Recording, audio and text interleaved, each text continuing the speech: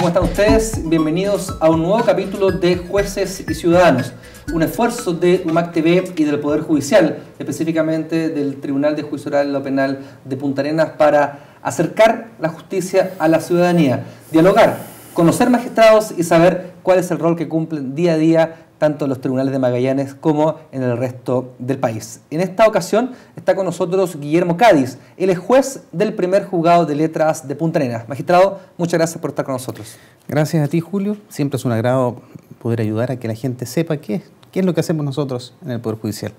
El tema que nos convoca hoy día es la denominada reforma procesal civil. Como pregunta introductoria, como consulta general, ¿de qué clase de juicios se ocupan actualmente los tribunales civiles? Bien, la gente tiene ya cierta familiaridad con las reformas y por lo tanto sabe qué es lo que hace el Tribunal de Familia, el Tribunal Laboral, los tribunales de la reforma penal. Claro. Bueno, los tribunales civiles hacen todo lo que no hacen los otros jueces. De hecho, están definidos así en nuestro código. Por lo tanto, todo lo que no es familia, no es penal, no es laboral, es civil. Y para ponerlo en fácil, todo lo que tenga que ver con, por ejemplo, contratos, lo que tiene que ver con el cobro de créditos, cobro de deudas. La responsabilidad contractual es lo que normalmente se denomina contratos y la responsabilidad extracontractual, que es una cosa muy grande, pero para ponerlo también en muy simple, cada vez que alguna persona sufre un daño de cualquier naturaleza, de la más amplia, y que requiera que sea indemnizado, eso es materia de un tribunal civil. Por lo tanto, el campo es amplísimo. Sin perjuicio de eso, también hay ciertas materias especiales, por ejemplo, de minas, de quiebras, de pesca, que se van sumando hasta de, por ejemplo, protección al consumidor, cuando se trata de intereses difusos, caso de la Polar, sí. Eso recayó en un tribunal civil. Eso es, grosso modo, lo que hace las materias de competencia de un tribunal civil. A nivel de carga de trabajo en la región de Magallanes, básicamente, ¿cuáles son los principales conflictos que llegan a la justicia civil? Bueno, fuera de... Yo entiendo que es el ámbito de la cobranza, como que es uno de los motivos, en todo caso, de la reforma. Y son de las más variadas clases. Tenemos situaciones bien particulares, por ejemplo, aquí de la minería, que a diferencia de otras partes del país tiene que ver con el petróleo. Claro. Las servidumbres mineras, que es el conflicto, por ejemplo, entre los propietarios de predios ganaderos de ovejas, ¿no es cierto?, con la empresa minera que busca hacer prospección minera en ese suelo. Y pesca. Pesca también, aquí hay el tema de la centolla, por ejemplo, todo eso también, cada vez que hay incautaciones de centolla, ahí van a parar al Tribunal Civil. Perfecto. En general, ¿cómo se tramitan hoy las causas civiles en Chile? Bueno, el procedimiento en materia civil, a diferencia de lo que han sido las reformas, y aquí hay que dejar en claro que somos la última materia pendiente de reforma, es por lo tanto escrito, a diferencia de todo lo nuevo que es oral. Y para que lo sepa la gente, que no tiene en realidad cómo saberlo, se hace a través de un procedimiento escrito, siempre obviamente con el patrocinio de un abogado, contratando a un abogado, se llega a plantear el conflicto en tribunal civil. Y lo que significa procedimiento es avanzar por etapas. Como esto es escrito, hay una etapa de plantear la discusión, la demanda, la contestación de la demanda, si es que ese demandado quiere demandar a su vez, lo que la gente normalmente le llama la contrademanda, claro, que es una demanda reconvencional, hasta que se fija cuál es el conflicto que va a conocer el juez. Se cierra la etapa de discusión y esto es lo que va a resolver el juez y no otra cosa. Después viene la prueba, con los distintos medios de prueba. Hay una etapa que se llama de discusión de la prueba, en que las partes, cuando ya se rindió toda la prueba, dicen qué es lo que creen que se probó y qué no se probó, y finalmente la sentencia. Y eso es lo que hacemos nosotros en los tribunales de primera instancia. Cuando uno dicta su sentencia, si la parte, digamos, del afectado no está conforme con lo que uno resolvió, está la apelación, que no es otra cosa que yo quiero que me diga ahora su jefe. Reclamo al jefe. Exactamente. No estoy conforme con usted, quiero hablar con su jefe, eso es la apelación. Y la diferencia es que las cortes funcionan por salas que son de a 3 jueces. Y esa es la segunda instancia. Claro. La segunda instancia. Magistrado, dentro del rol del juez en el proceso civil actual, ¿es análogo a lo que hacía el juez del crimen en el sentido que investiga o cumple una función distinta? No. Son funciones distintas. Ya. Tradicionalmente son distintas. El sistema penal antiguo era basado en el sistema inquisitivo, claro, en que el juez investigaba, y por eso fue la reforma, digamos, para dividir entre alguien que investigue que no sea el juez, ¿no es cierto? Y después el juez que decida, para que el juez no sea juez y parte. Claro. En materia civil, el sistema es el dispositivo, es decir, que las partes son dueñas de su conflicto y son ellas las que tienen que demostrar su interés y llevar ese conflicto y ese juicio, digamos, hasta el final. ¿Y el juez regula eso, o no? El juez regula, sí, en la primera instancia. Pero, por ejemplo, hay una cosa que se quiere cambiar en la reforma, y es que los dueños de que avance este asunto del proceso son las partes. Son las partes. El juez no puede andar por su cuenta haciéndolo avanzar. Entonces se produce lo que se llama el abandono del procedimiento, claro, cuando las partes no hacen nada y por lo tanto pierden lo que hicieron en ese juicio y tienen que demandar de nuevo. Entiendo yo que la reforma lo que busca es que el impulso procesal, que es esto de quién se encarga de que ande el juicio, le va a corresponder al juez, que es lo que hoy día pasa en familia, sin ninguna duda, digamos, y en el laboral. Usted me adelantó la siguiente pregunta. La discusión académica, la discusión a través de los medios de comunicación y la discusión en el Parlamento también está asociada a la reforma civil. Exacto. ¿Cierto? ¿A qué nos referimos a la reforma del proceso civil? Si le podemos explicar, por favor, a los ciudadanos puntareñenses. Claro. Como yo explicaba, ha habido un gran proceso de reforma en el país que busca ciertos objetivos comunes y de esa reforma la única área de la judicatura que está pendiente de actualizarse es la materia civil. Ahí hay diagnósticos de por qué sí y por qué no. La verdad es que sería muy raro que todo el resto del sistema funcionara de una manera y nosotros nos mantuviéramos con el sistema original que tiene mucho, mucho tiempo. Por lo tanto, hay varios diagnósticos distintos, pero lo que pareciera ser que es ineludible es que se debe reformar para adaptarse a ciertos principios que son lo que se estima hoy día más conforme a la democracia, al Estado de Derecho y a las garantías para las partes para resolver sus conflictos. Un ejemplo cotidiano para que la ciudadanía pueda entender estos conceptos. Si yo tengo un problema por arriendo, por ejemplo, ¿cierto? Por asociado a un pago, ¿voy a tener una audiencia pública, oral, tal como lo es ahora en penal, por ejemplo? Exactamente, exactamente.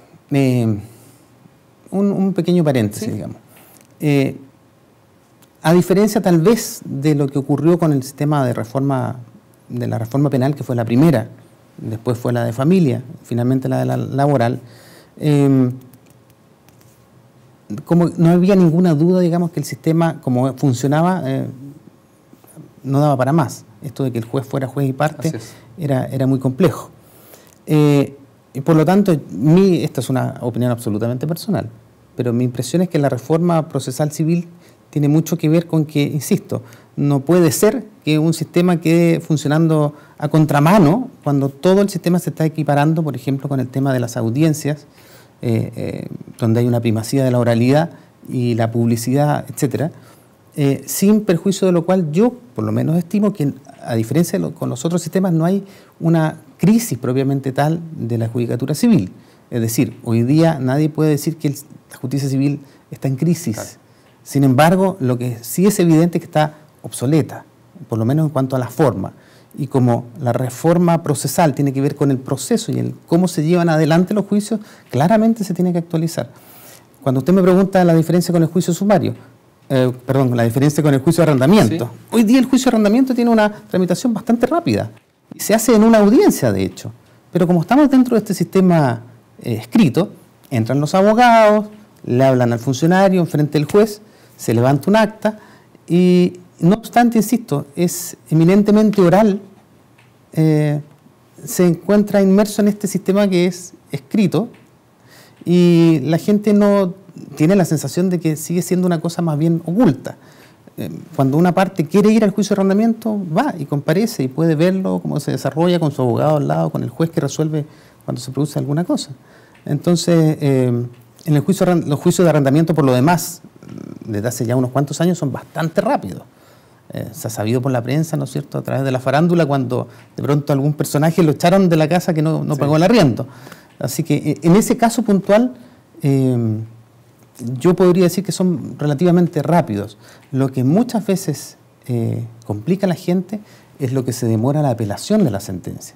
Es decir, cuando ya salió el fallo del tribunal y no se cumple, a veces se apela, se paraliza el proceso y puede pasar un gran tiempo antes de que la Corte lo resuelva. La reforma que se está discutiendo, ¿a qué tribunales afecta? Le pregunto porque usted es un juez de letras. ¿Usted dejará de tener la competencia civil o sumará a su competencia la nueva forma civil? No. El juez de letras se llama aquí porque esa era la denominación de la ley. Y, por ejemplo, en esta región, yo estoy hace poco acá, pero tengo entendido que siempre existió tribunal de menores, que llevaba lo que hoy día lleva familia. Y existía un tribunal del trabajo, que era lo que veía hoy laboral. Y de letras significaba en este caso que llevaba civil y crimen, que con la reforma penal salieron de la competencia del tribunal de letras. Entonces, si bien conservamos el nombre de letras, somos un tribunal civil, derechamente. Por lo tanto, la materia sigue siendo la misma. Entiendo yo que sigue siendo la misma. Lo que cambia es el procedimiento. Una reforma civil, para que entiendan los ciudadanos de esta región, ¿va a poder mejorar el acceso que ellos tienen a la justicia? ¿Cree usted es así? Entiendo que hay algunas materias que están diseñadas para eso. Por ejemplo, entiendo que hay un proceso monitorio que es relativamente rápido. En cuanto a acceso, va a seguir requiriendo la contratación de abogados. Por lo tanto, desde el punto de vista económico, por así decirlo, el acceso a la justicia no pasa por necesariamente la reforma del procedimiento. Así lo entiendo yo como acceso a la justicia. Lo que ocurre es que, como estábamos hablando de los requisitos que hoy día tienen las reformas y los principios que orientan, evidentemente para la gente no es lo mismo que salga su sentencia sin haber visto mayormente al juez, a menos que la parte haya querido ir en las audiencias que se puede. Esto que hablábamos del arrendamiento. Sí. Pero hay juicios que no. Hay juicios que son completamente escritos. Por lo tanto, la parte que contrata a su abogado nunca supo ¿qué pasó? No vio mayormente al juez, salvo que haya pedido una audiencia. Y yo, que tuve la suerte de trabajar en otras reformas, entre ellas, por ejemplo, la procesal penal, sé que para la gente es muy distinto que el juez le diga las cosas de frente, que vea que el juez interroga a los testigos, tiene otro significado. Desde el punto de vista de la transparencia, desde el punto de vista de la legitimidad de lo que hace el juez, indudablemente el sistema de audiencia le da más confianza a la gente. Y yo por eso creo que al menos en eso es indispensable la reforma. Claro. La experiencia que usted nos dice en cuanto al rol del juez, lo ve fundamental entonces también en los aspectos civiles, que son la mayoría de las causas que ingresan a los tribunales del país. Claro. Como digo, el juez en todo caso es el que dicta la sentencia en todos los tribunales, digamos. Pero la forma de llevar a cabo el camino, desde que entra la demanda hasta que sale la sentencia, en el caso de la reforma penal, que implica el desarrollo de audiencias, donde son públicas, donde la parte va a poder ver al juez, eso es lo que yo entiendo que le da un sentido muy distinto. ¿Están preparados los jueces actuales civiles y actuales de letras para una reforma de la envergadura de una procesal como lo fue penal, por ejemplo? Yo creo que la misma pregunta le podríamos haber hecho en su minuto a los jueces del crimen que pasaron al sistema pero en ese año no estaba la experiencia de otra reforma, esa es la primera. Por eso yo creo que como todos los procesos, se está desarrollando un curso, yo estoy incluso asistiendo a un curso organizado por la UMAR, el Instituto de Estudios Judiciales, el Instituto Chileno de Derecho Procesal y la Asociación de Magistrados de Magallanes, que está para difundir la reforma penal. Sabemos, por lo tanto, que esta reforma va a tomar un buen tiempo, no es una cosa que sea inmediata. Y lo entretenido para mí como juez es poder participar desde el inicio en este tipo de actividades de difusión para irse empapando en lo que viene. El tema de la oralidad es una cosa que no necesariamente es jurídica. Sí. Son competencias blandas que se le denomina. Claro, son habilidades que si no las tiene algún juez va a tener que tratar de hacer alguna cosa para irla adquiriendo. Pero debo decir que la práctica fuerza. Y hay gente que creo derechamente, no sé si va a estar conforme con el cambio. A lo mejor se va a producir tal vez algún recambio. Van a tratar de optar a otra. Bueno, en este minuto son todos orales, sí, van a ser todos orales. Pero tendrán que adaptarse como solemos hacerlo los jueces cuando nos cambian los procedimientos. Sí, en las otras reformas, tanto en la penal como en la laboral, no en la familia, pero se crearon nuevas instituciones, la Defensoría, por ejemplo, o el Ministerio Público. ¿No se ve plausible en este instante que en las materias civiles, donde cada parte ingresa sus pretensiones, se genere una institución así? No, yo entiendo que no. ¿Y no lo ve así tampoco usted?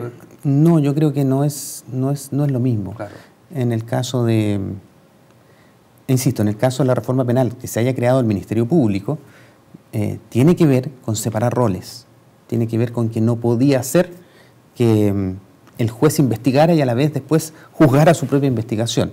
Por lo tanto, el ente investigador tenía que ser un ente independiente del Poder Judicial, cosa que la gente no entiende muchas veces, digamos, que el Ministerio Público no es parte del Poder Judicial.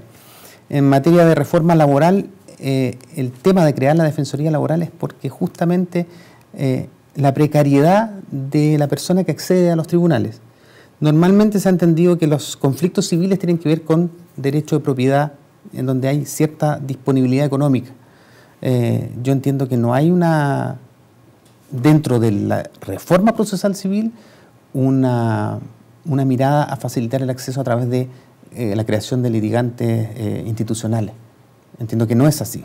Por la condición y caracterización del conflicto, ¿es que usted cree que no es necesario una nueva institución? Entonces, se entiende que cada parte podría defenderse así. Y yo entiendo que en ese caso lo que hay que hacer es potenciar las corporaciones, la Corporación de Asistencia Judicial, por ejemplo, y hay otros proyectos, entiendo, por lo que he leído, de crear esta especie de bono o cheque para subsidiar, por ejemplo, una defensa privada, en que los estudios, así lo he leído por lo menos en la prensa, ¿sí?, que los estudios jurídicos pudiesen aceptar este subsidio y, en el fondo, la persona que requiera defensa jurídica no necesariamente concurra a la Corporación de Asistencia Judicial, sino que pueda elegir entre una variedad de oferentes para entre ellos poder escoger quién lo va a defender. Claro.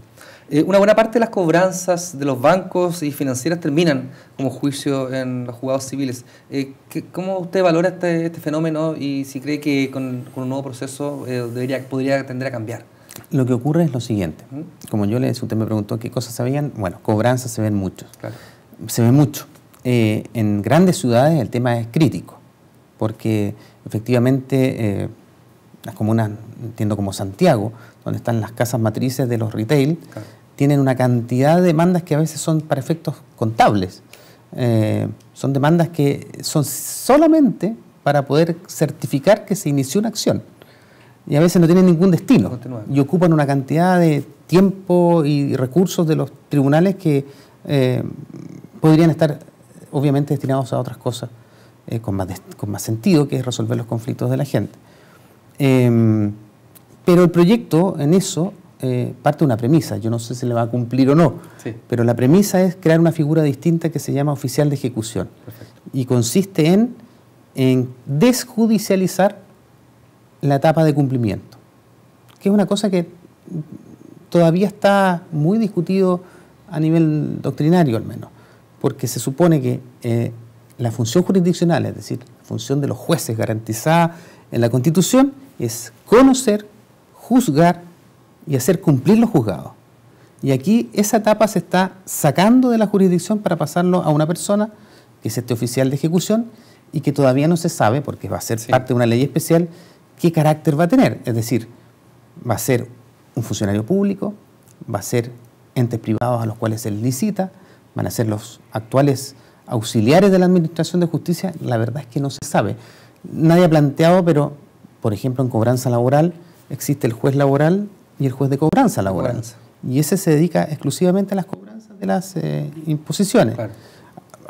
Bien podría ser un juez de cobranza civil, pero yo lo dudo. Yo creo que la idea que se está queriendo implantar es que sea fuera, insisto, de la jurisdicción y por lo tanto fuera del Poder Judicial propiamente tal. Sí, pero por lo menos, sin saber aún el destino de esta figura, ¿a usted le parece razonable que se separen las dos funciones? Si se llega a cumplir con lo prometido, digamos, sería fantástico, porque realmente entonces los jueces podrían dedicarse a temas que son mucho más trascendentes.